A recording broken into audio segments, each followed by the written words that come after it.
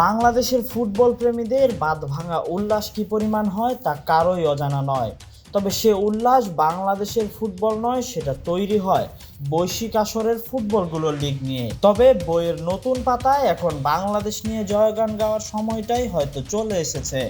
বিশেষ করে প্রবাসী ফুটবলারদের বাংলাদেশের জার্সিতে খেলার যে প্রবণতা তৈরি হয়েছে সাম্প্রতিক সময়ে, তা মন কেড়েছে বাংলার ফুটবল প্রেমীদের। ক্রিকেটের যে আবেগ বাঙালির রয়েছে তাতে এখন যোগ হয়েছে দেশের ফুটবলেরও।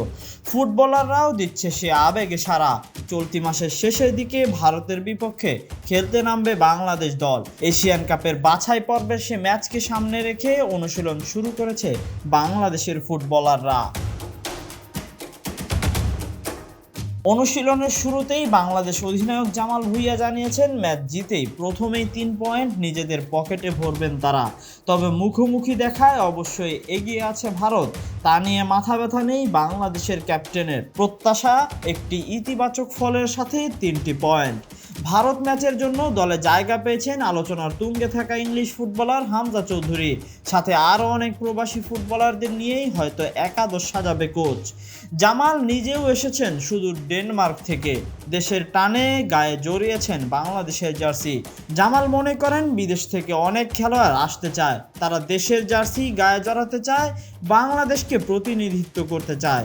এটা একটি ইতিবাচক দিক। আমি চাই আরও বেশি খেলোয়াড় প্রবাস থেকে বাংলাদেশি দলের ক্যাম্পে যোগ দিক, কারণ অন্যান্য দেশ একই কাজ করছে। ফ্রান্সের দিকে তাকালেই দেখা যাবে তারা বিদেশিদের নিয়ে বিশ্ব চ্যাম্পিয়ন হয়ে গেছে। কোনো সন্দেহ ছাড়াই বাংলাদেশ দলের সেরা প্লেয়ার হবেন হামজা চৌধুরী। সাউথ এশিয়াতেও সেরা খেলোয়াড় ধরা হয় তাকে। হামজা চৌধুরী দলের সাথে যোগ দিলে দলেরও বুস্ট আপ হবে এই মুহূর্তে, তাই বাংলাদেশ দলকে হালকাভাবে নিবে না ভারতও। সে পর্যন্ত অপেক্ষায় রইবে ভক্তরা, কারণ ভারত বাংলাদেশের মহড়া আবারও এই রোজায়। Tahsin Ahmed, BD archive.